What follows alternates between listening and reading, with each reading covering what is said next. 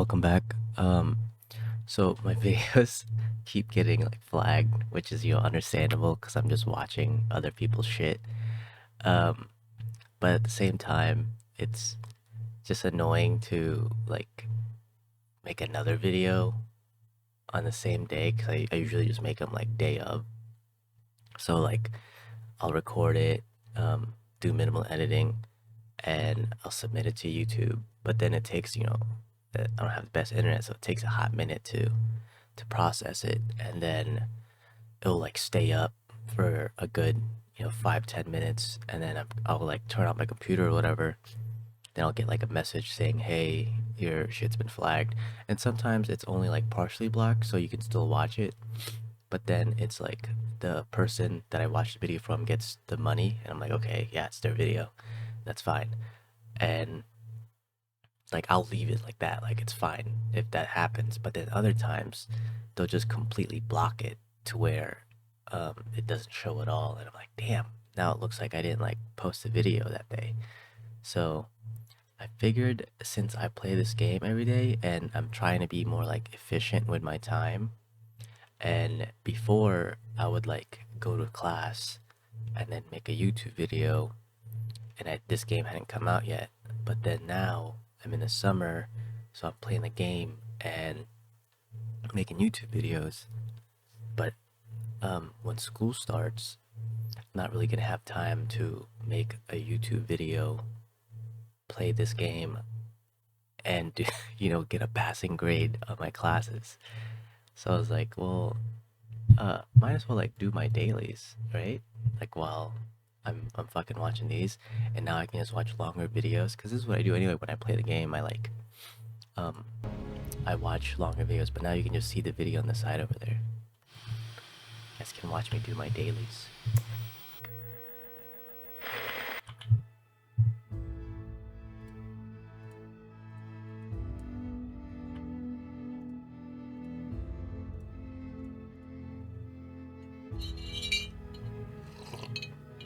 I did enjoy teaching. I thought that contract would. Oh, we're watching the the destruction of the pension and retirement plans, because like pensions, I've been watching so much of this like because like yeah, I'm about to go back to work. I've been looking for jobs since I'm about to graduate. I'm graduating like a year and a half, or the next fall, next 2023 fall. So I've been looking for internships, looking back to get into an entry position so I can renegotiate when I graduate, like just just just things like that, like just being prepared, so even if I don't get a job now while I'm in school, at least I'll have a year or two of experience of looking for a job, which can only benefit you when you're out searching for a job, getting interview experience and being more eloquent, being able to talk about the experience that you had, and just in general being better at talking to people. Um, so I've been looking up a lot of like retirement shit because it's gonna be pretty relevant to me with regards to going back into the workforce and having to deal with pensions. But everything they've been saying about retirement and pensions, like pension is the government side of a retirement plan. Oops. It's the government side of a retirement plan, and it's like it pays you out once you retire, once you like been working there for till you're like 65 or 70 or whatever. It gives you like $2,000-3,000 a month. That's like your pension. And a retirement is more of like a 401k from a company, and it match like a private or publicly traded company, and they match you, and you put in a certain percentage of like they'll ask you how much of your paycheck you want to go in there, right? So let's say you want to put in $100. Most companies give you a 5 to 10 match on a 401k.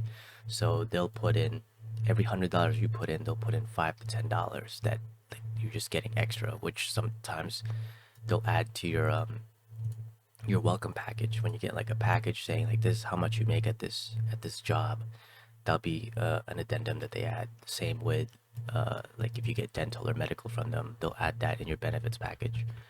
But anyway, a pension is more of like I don't have to save as much now because I'll get this guaranteed money from the government later. And a retirement is more like I need to save as much possible now because I'm getting free money with my company. And if I plan accordingly and not even think about that money that I'm not getting, as in like you live your life as if you're not getting that 20% that you're putting in of your paycheck every month, then later on you might not get a pension, but you get a retirement like a big you nest egg, and then you take out every month from that until you die and you give to your kids or whatever. So that's the gist of a pension. But a lot of the pensions are being destroyed by corrupt politicians. They're like using the money, and a lot of people are having to take out of their retirements because of COVID and because of like medical bills and whatnot. So a lot of these things are getting destroyed. And for older people, that means they're just fucked because they can't keep working, right? They're like already 60 years old. They can't just keep working. But that's the gist of why I'm watching these. Be honored, and then to have it change, it hurts. I usually don't play this zoomed in. We've seen now in the last bunch of years, pensions are having a great deal of trouble. The problem right now is quite severe. About half of the states, 24 to be precise, are severely underfunded. It is a crisis, a retirement crisis.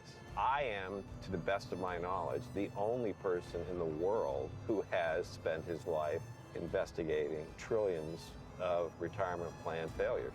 We don't do it for the reward, and we certainly don't do it for the money, and we don't do it for the pension, but it was... That's fucking cap. Like, oh yeah, we don't do this for money. Like, come on, bro. I hate it when fucking people say that. Like, it's fine. It is completely okay to want to do things for money. Because you can't do shit without money. Like, it's cool to feel morally, like, great that, oh, that you're saying, like, oh, I'm not doing this for money. I really want to help kids and be a teacher, and really want to save people and be a fireman. Like, I don't do this for money. Like, no, bro, you still have bills to pay. It's okay to want to do things for money. You shouldn't be ashamed because you want more money. And I think that's why people don't ask, or like, I think that's why there's such a rift between asking for more money from a minimum wage perspective and from people that think they're above minimum wage, right? Like their job is more significant and more like mentally tasking than minimum wage labor, which is just ridiculous because your job is also equally as irrelevant. I would say maybe 20% of jobs are actually needed to function society at this moment. If those are mainly farmers and like 5% automation. Like the rest of, maybe that's like a little egregious, but like 75% of jobs, if you just take out everyone would be okay, and there would be mass panic because no one would be working, and then there'd be a lot more push for the government to give people money if 75% of the jobs just got taken away because they're irrelevant, because you don't fucking need them to function as of right now. Maybe you needed them before. I would argue that there was a lot of jobs that you also didn't need before. I mean, that would make the 20% that are working actually function in their 100% capacity, but that's like another topic. But like, anyway, I'm saying like you shouldn't be ashamed to ask for more money. promised. And what are we going to do if we don't have a pension? Just die, I guess. We are one crisis away from a major disaster. There's 100% probability that in the next crisis, a lot of pensions will go under. States like that have trouble keeping populations because they ended up having to tax more and provide fewer services and so on. It's almost worse than a blow up because it's death by 1,000 cuts. Massive ripple My effects God. on the economy, everything from the private sector to public sector to the financing of state budgets to the services that people receive. It's going to have massive ripple Oh, effects. my allergies are killing me. It will affect everyone in material ways. Fucking allergies, man. About to die.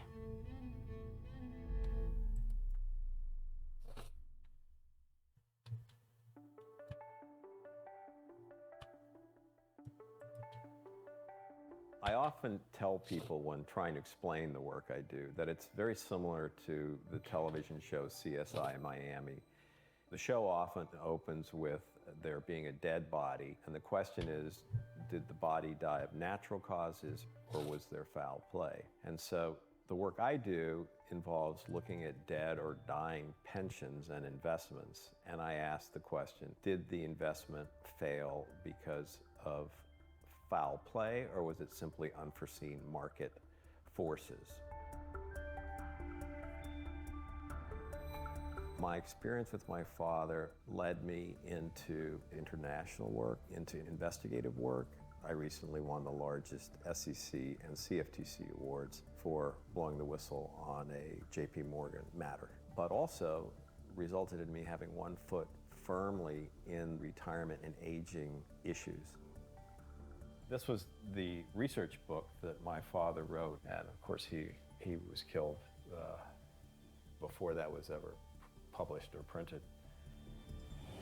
What the that fucking Abraham Lincoln, bro. In the 1960s realized that America was preparing for a massive demographic shift where the elderly population of this country would mushroom. So he thought perhaps African traditional societies, how they cared for their elderly, might provide some answers to American policymakers. He also worked with the intelligence community. Some of the information that he developed in his field research in Africa was used by... What we're showing you here on our YouTube channel is just the tip of the iceberg. No matter What the where you are fuck? in your financial It's a fucking mid-roll ad? Oh my god, bro.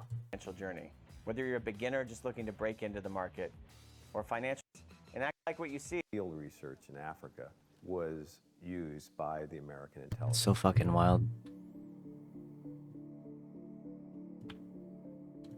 Because he had disappeared and was presumed dead, but was not, his body had not been found, his estate could not be probated, his life insurance company would not pay the life insurance benefits, and the Social Security Administration would not pay survivor benefits. So I was basically penniless and orphaned at age 17. That made Rest me in peace. realize at a very early age that I had to become fully capable of taking care of myself and fighting for myself, advocating for myself. And that is why I went to law school. Being presented with an enormously complex international crisis in my life made me realize that I had Murder. to own those skills that would enable me to survive. So, law, investments, forensic work, class action cases, and whistleblower cases are things I've been involved with and created a unconventional career doing that.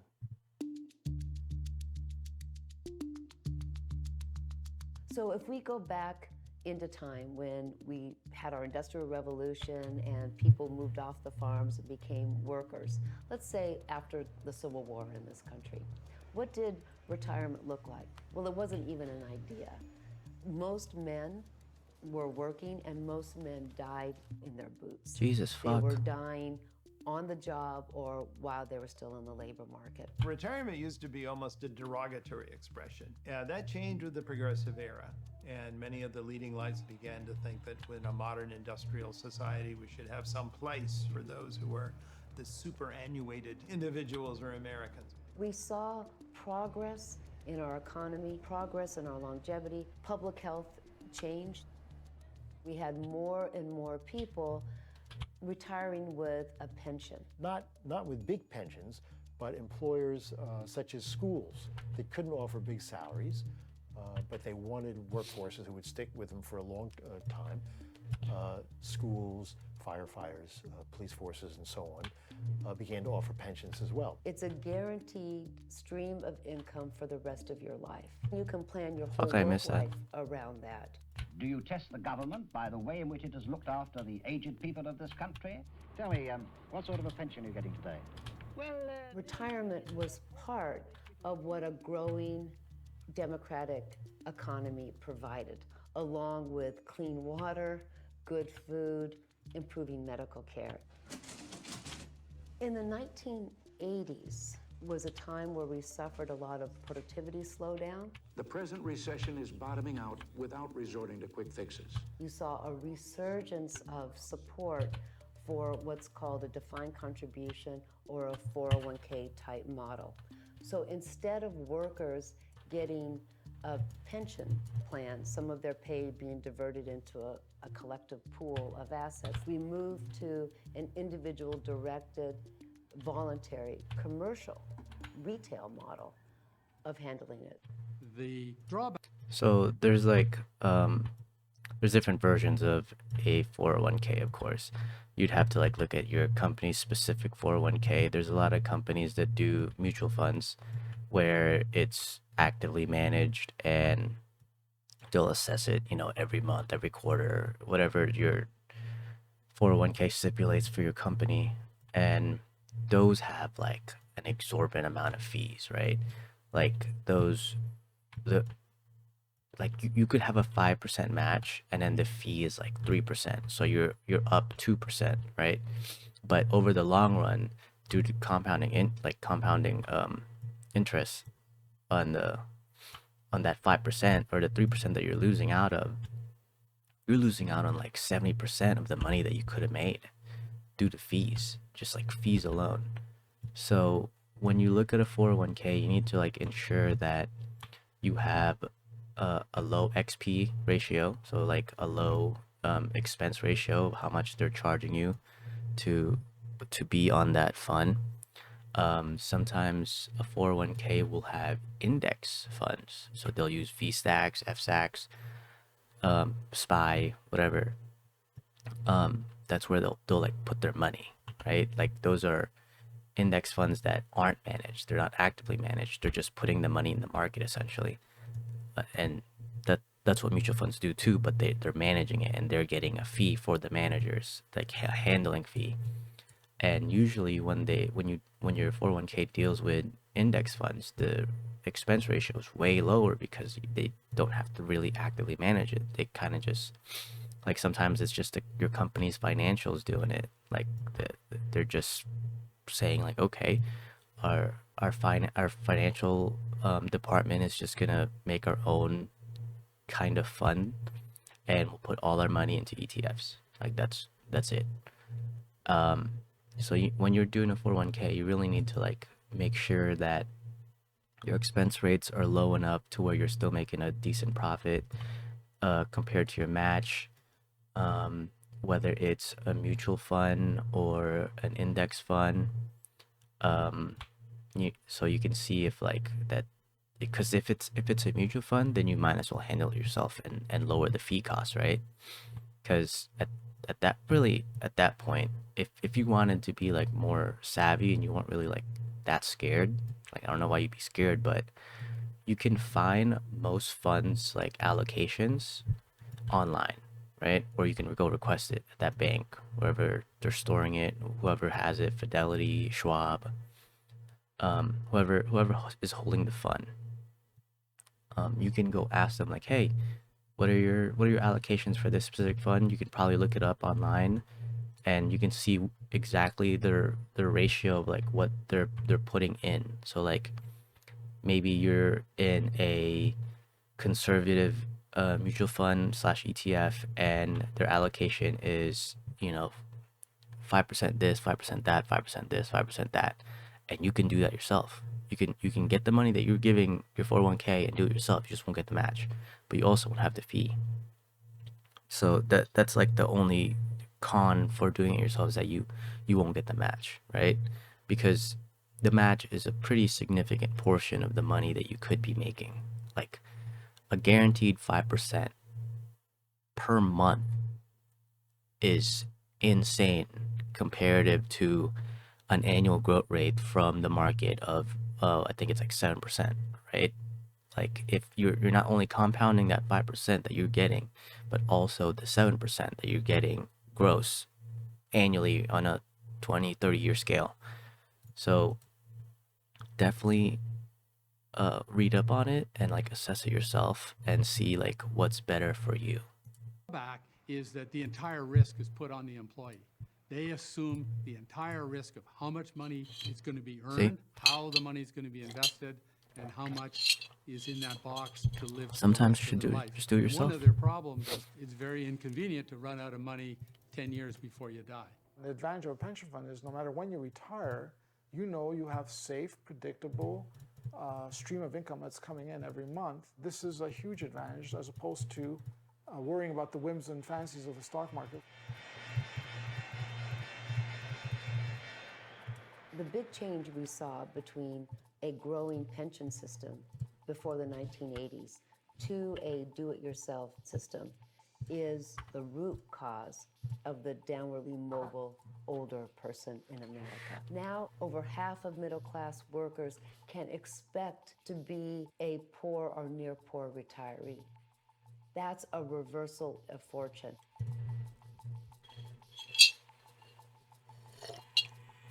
The great shame is that Tragic. pensions remain one of the best societal tools, but we've seen now in the last bunch of years, pensions are having a great deal of trouble. So, problem right now is quite severe.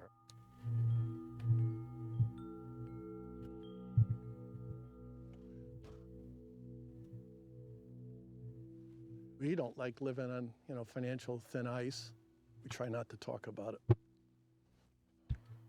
I did not know that this was going to come down the pike. I thought that contract would be honored, and then to have it changed shortly after I retired, it hurts. My name is David. I taught in the Cumberland School Department for 37 years. I taught physical education from grades 1 to 6. Thankfully, I'm very handy, which helps the tight budget, but I've reshingled the front of the house and stained it. I've stained this north end over the garage. I did the ceiling of the driveway, which was going to be about $500. I did it for $200, and my time and a pair of jeans and a t-shirt. I didn't think I would need to go get a part-time job to supplement our income. No one ever does, bro. I'm still looking. I had 2 great interviews, but unfortunately, with my age and my education, no one wants to hire me.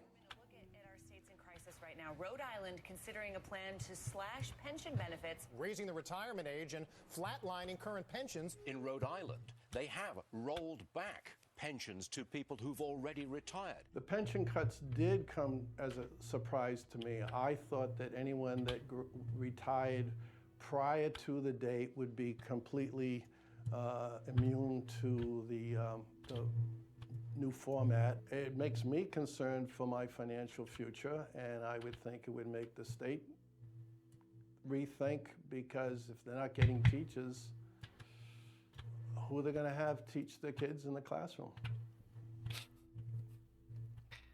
I Dude, did teaching a sucks, bro. projection here, and over Had the to do it for past like, year, had to teach my kid during COVID for like, I don't know, 3 months or something. And I hated it. I can't do it, bro. It's too hard.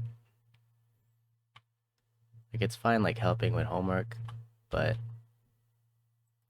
actually having to teach and do it properly, don't got the patience. Just don't. I think it's because, like, I don't know how to not assume that you know what I'm talking about, you know? Like, I don't know how to teach, essentially. So, shit's hard. Shit's fucking hard, man. No joke. I've lost over $11,000 in income. So that's quite a substantial hit.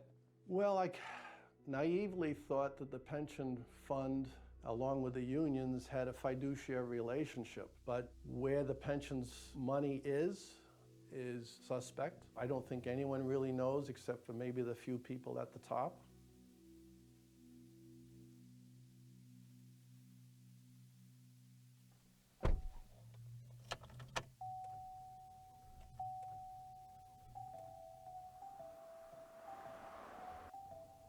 There are 3 main drivers of the health of the pension. The first is contributions or money into the pension. The second is management of the money that's in the pension. And the third is money out, which is generally in the form of benefits paid to participants. Many times politicians will say, particularly when the market was booming back in the 90s, that they could avoid making certain payments to the pension. The other issue that typically comes up is benefits, money out. There are clear instances where pension benefits are just grossly excessive. But your average state worker gets a pension that's about $16,000 a year. There's very little attention being paid to how the money in the pot is managed over time. And part of that is because it's seemingly complex, and part of it is because of a lack of transparency. One of the surprising things that I uncovered in my forensic investigations is as pensions falter, the worse off they get, they actually engage in riskier behavior. The higher the fees they pay, the higher the risks they take, and the more secrecy they embrace. That type of risk-taking behavior is the exact opposite of what prudence would dictate.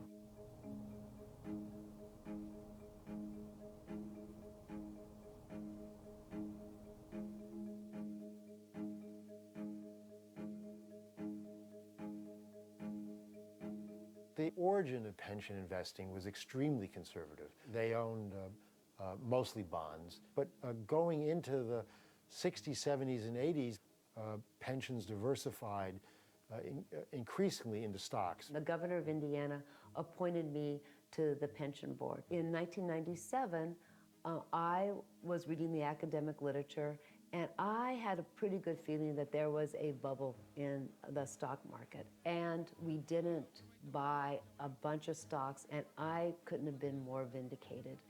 And later on, the Indiana Fund was noted as the one fund in that financial crisis that didn't require a lot more contributions from the employer because we weren't that volatile.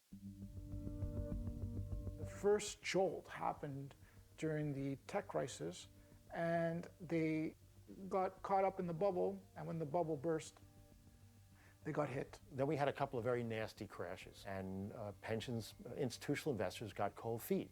And Wall Street came along realizing that what pensions wanted was to have it both ways. They wanted to be able to keep making high returns, but pretend that they weren't taking any risk. So Wall Street began to sell them a bunch of products that they called alternatives. And pensions said, wow, this is terrific. We're not just boring investors in stocks and bonds anymore. We're investing in alternatives.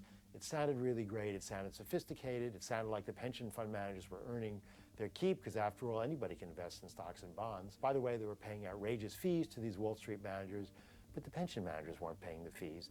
That was coming out of either the taxpayers or the workers, ultimately, who were supporting those pensions. Roughly 25% of total assets are invested in alternative investments, which are hedge funds, private equity funds, real estate, infrastructure, some private debt as well.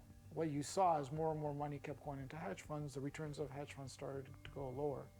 And this is a rule that you will generally see in the pension world is as more and more money goes into any asset class, the future returns of that asset class falls.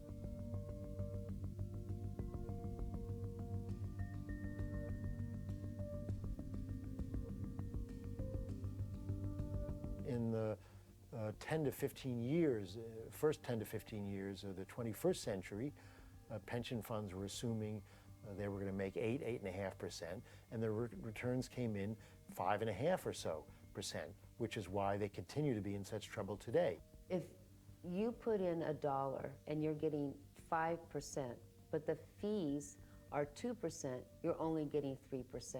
And over time, how much you would have gotten and how much you are getting because of the fees is going to be very significant. So What I tell you, so you're losing. Like, okay, they're making it sound a little like it is fucked up, but they're making it sound like you're losing like a a giant metric fuck ton of money.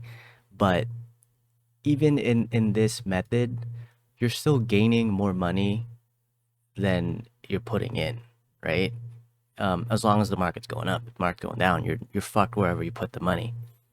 But in this situation, you're gaining more money than you would put in, because like you're still getting that 7%, 6 to 7% gross um uh gross profit, right? In a 20-year span, you're still getting that annual gross profit, and that when your fee is 3% versus the 5% match, as long as you have a match, right? You're still making out. You're still making out that 2% compounded by that 7%, which is like, 7.3, 7.5, whatever the fuck, who cares? You're still making out more than the market just because of that match. Now, if you didn't have the fee, you'd be making out even more, right? That's like the whole thing, is that you could be making more. Like, why make less when you could be making more? And right now they're making it sound like pretty scary.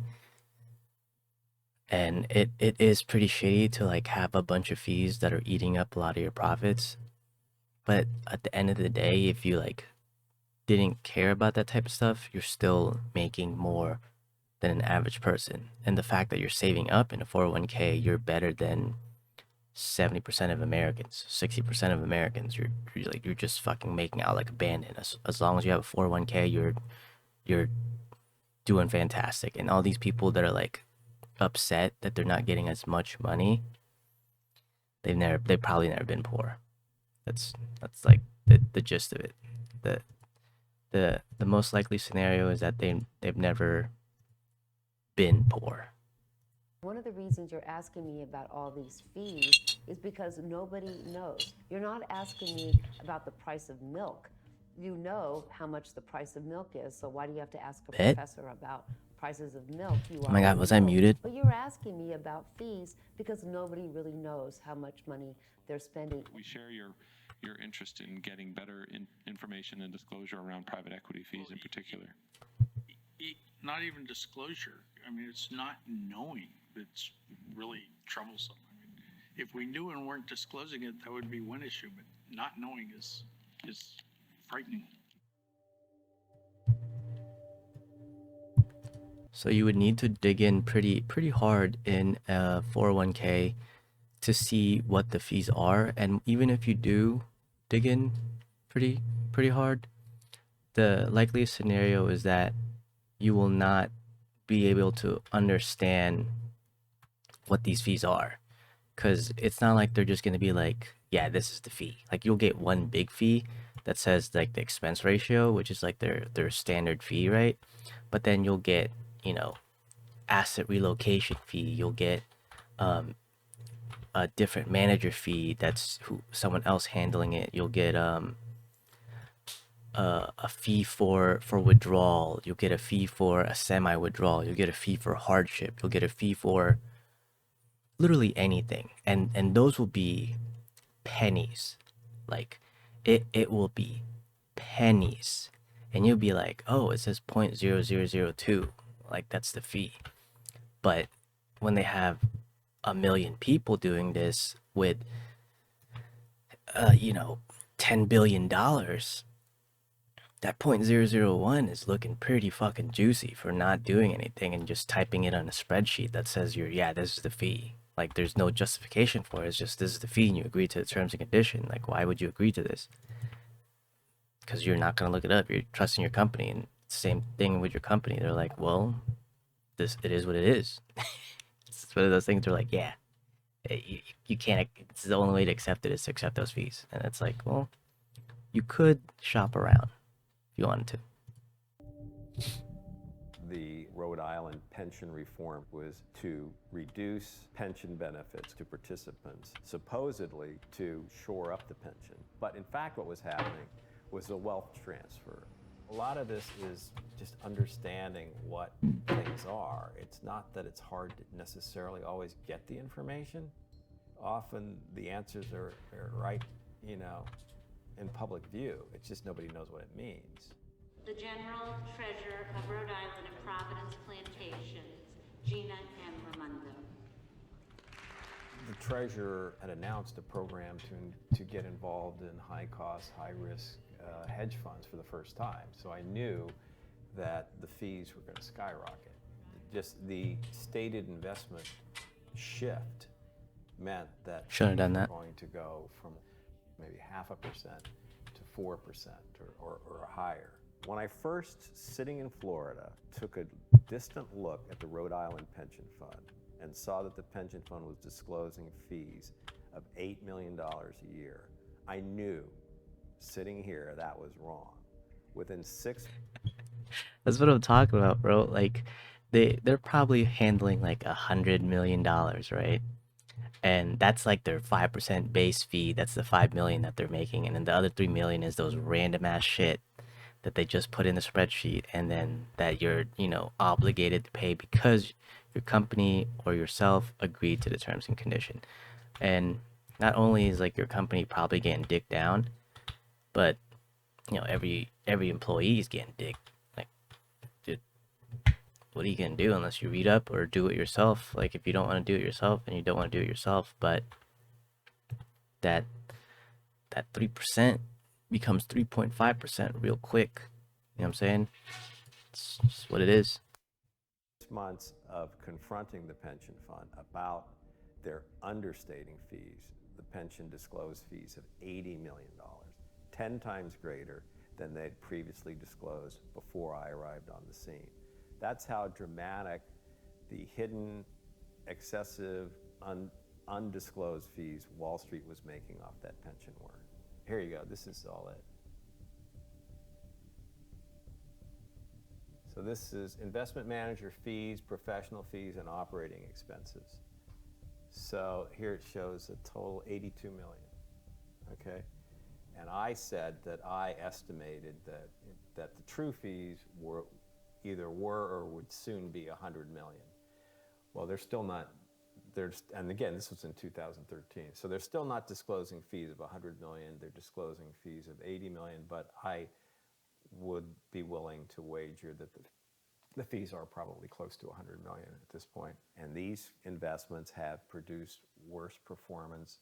Pension has lost $500 million, which is far, far greater than the tens of millions they cut the payments to workers. So it's very clear that they could have afforded to continue to pay the workers their full benefits, the benefits they'd been promised.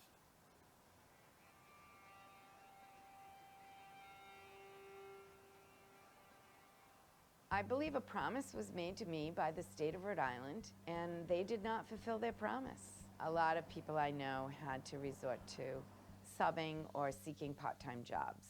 Some people asked if they could work in their gym. They needed a greeter. They'd be willing to go at 5 o'clock in the morning and check people in.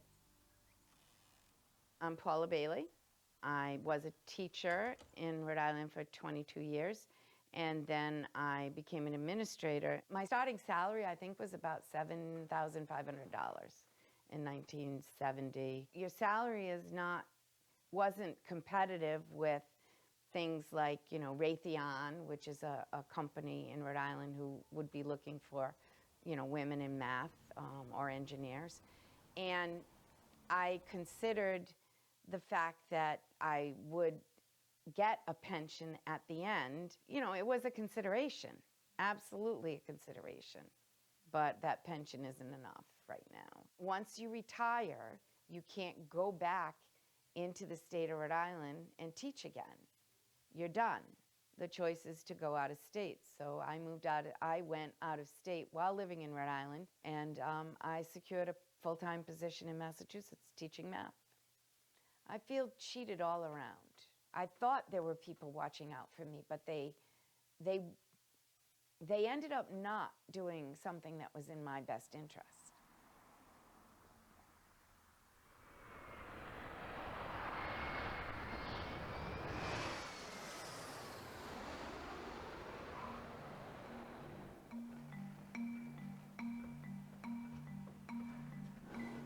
I've been to Rhode Island probably 5 or 6 times. I come here at the invitation of workers, basically, whether it's the retired teachers or AFSCME. What I hope to tell them is that the fight for pension justice takes a long time. years, and that they shouldn't lose hope.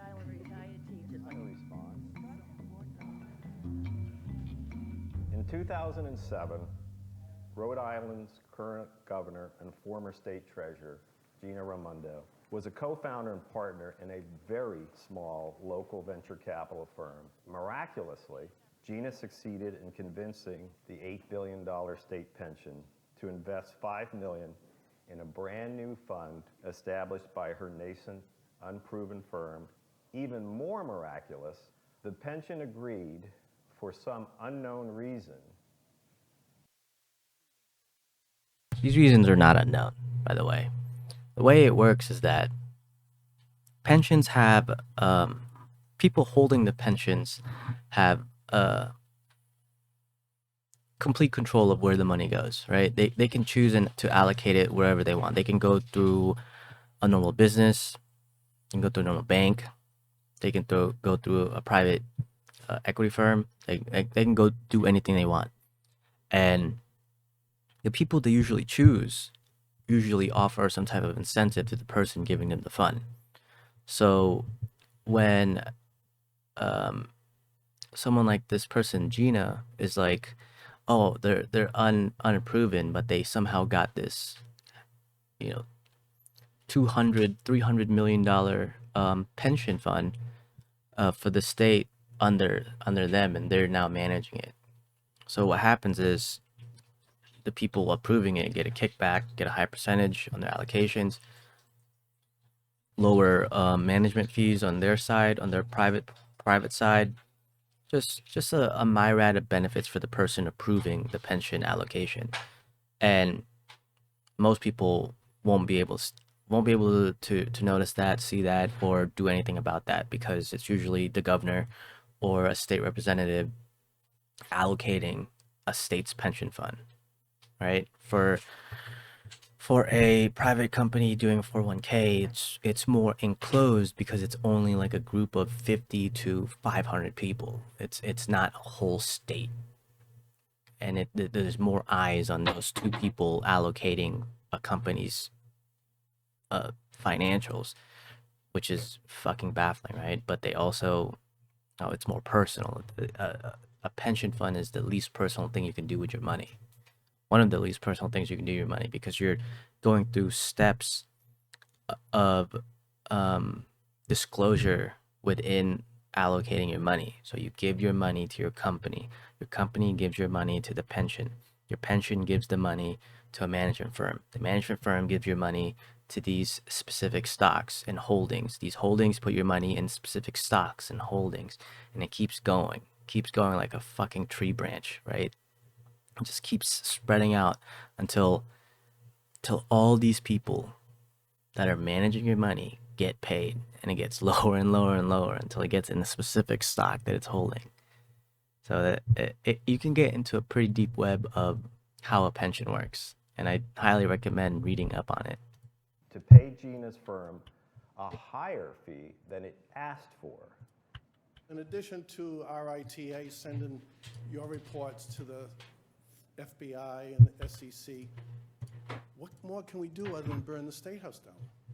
I would drop all other efforts. Bro, what? And just focus on transparency. And I don't think there's any issue in the state of Rhode Island where transparency is more important. This is the biggest pot of money in the state. Am I right? I mean, there is no pot of money in the state that requires transparency more than this one.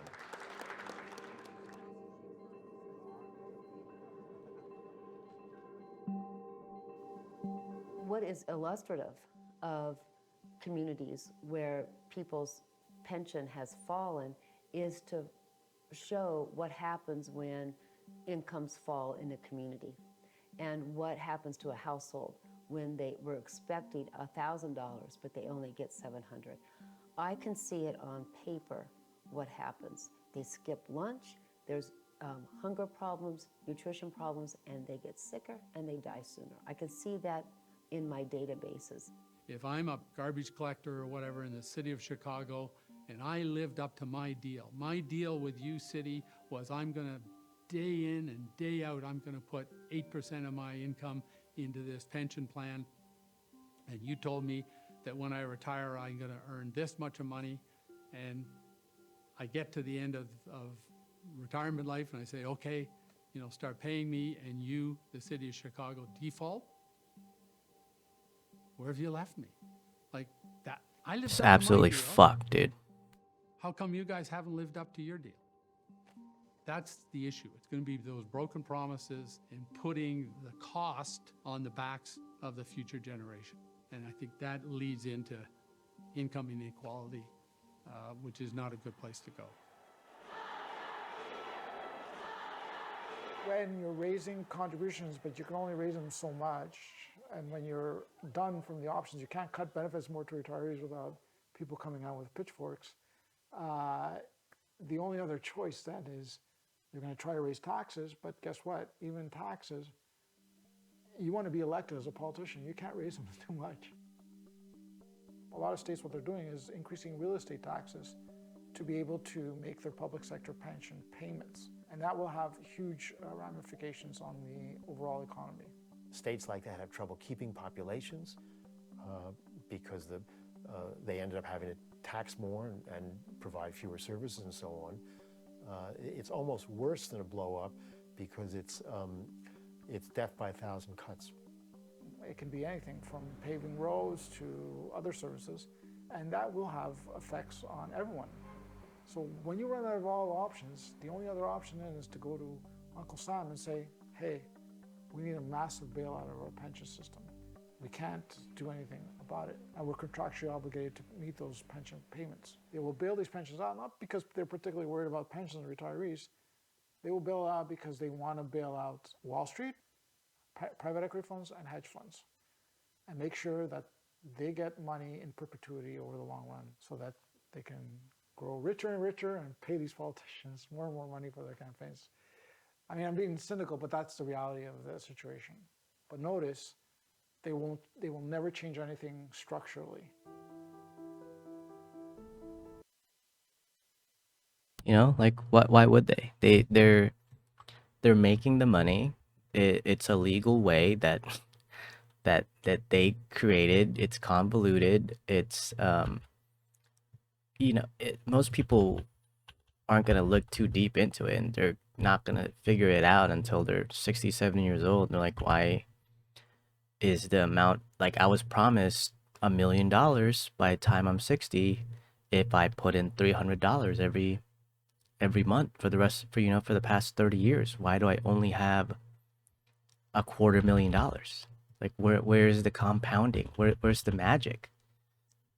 And you've been fucking had because you chose not to look at anything with regards to your financials.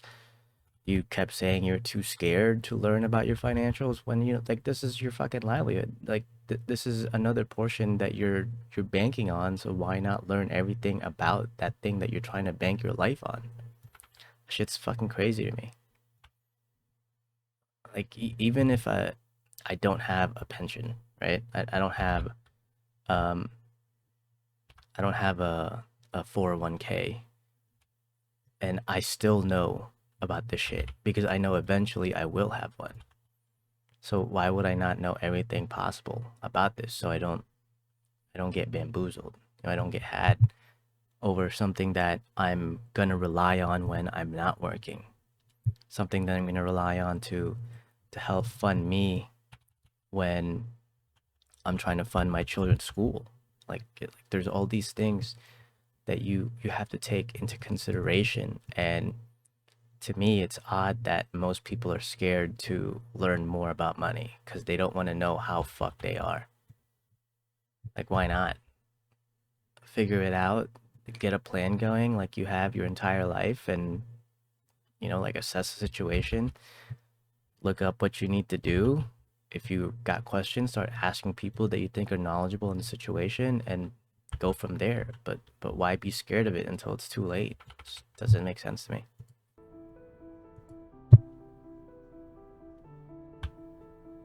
I think my father would be thrilled that I have followed in his footsteps. I think he would be intrigued that I focused on the investment program, which is critical to the entire aging retirement process. It's in everybody's interest that all Americans have a decent retirement. The initial best way to clean up public pensions is to let the sun shine in and show what's really going on. All right. I think people will think this is a hot take, but I don't think it's a hot take. If you had, oh jeez, I died. If you had UBI, right? If you had UBI, there would be no need for a retirement fund. You can kill every pension, every retirement plan, and you can make it more optional than it is now. Like it's pretty optional now, but if you had a UBI, you would definitely not need to, right? It would just be another added thing that you can make your life even better. Like people that don't want to work, I get people like say like, oh, if there's UBI, there's gonna be so many people that don't work. Like, okay, they don't want to work, right? Like who gives a fuck? They don't work. They don't make as much money. They're not gonna live the same life as you. It's the same thing now, and that's what I feel like people have a hard time connecting with regards to a basic income, is that there's already a basic income. There really is, because if you don't have that basic income, you're dead, and you're not eating, you're homeless, you're gonna steal, you're gonna do other shit, right? So if you just have the basic income, that might not solve every problem, but it takes away a lot of the pain points in society. And once you've solved those major pain points, then you can find more. And you can go to the next thing that you need to figure out.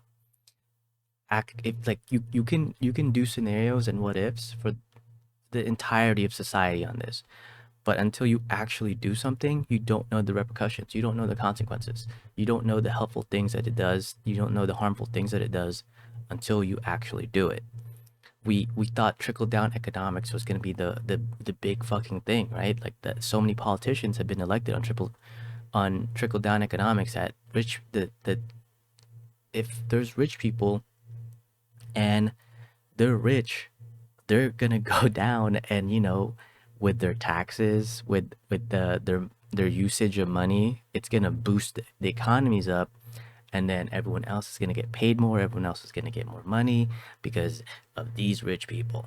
But if you make a baseline of poor people, that's a fucking problem apparently.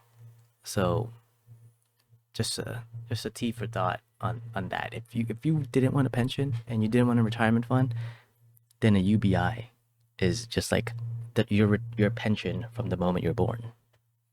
Like you can just get rid of all that shit, right? You can get rid of so many things if you had a UBI. Because everyone's like, where are you gonna get the money? Well, you just delete a lot of shit. You just stop using a lot of programs that we're using now. You would get rid of welfare programs. You get rid of pensions. You get rid of I guess just like a lot of there's still welfare programs like Section 8, government subsidiaries, government help of company bailouts and all that shit. Like you would just get rid of a lot of things that we don't necessarily need. Like a lot of people talk about like too big to fail, let them fail. Like if it's fucking with the UBI, let those companies fail, let someone else take over, let their assets get sold, let someone make a monopoly, break that monopoly down, keep going, right? Like, I get the fear of letting companies fail and a bigger company eating them up, and then that company having a monopoly on the economies, but then you would just break them up, and make separate companies, do the same thing over again. Just keep fucking doing that perpetuity, you're good. Maybe a shit take, maybe a hot take, I don't know. But regardless, funsies. That was a good one. Yeah, I think I'm gonna keep doing this, unless this also, cause like it keeps my mind at bay while I'm watching this, and it really does help me think more on what's like being said about the video, and you can still see the video in the corner. Let me know if you guys like this.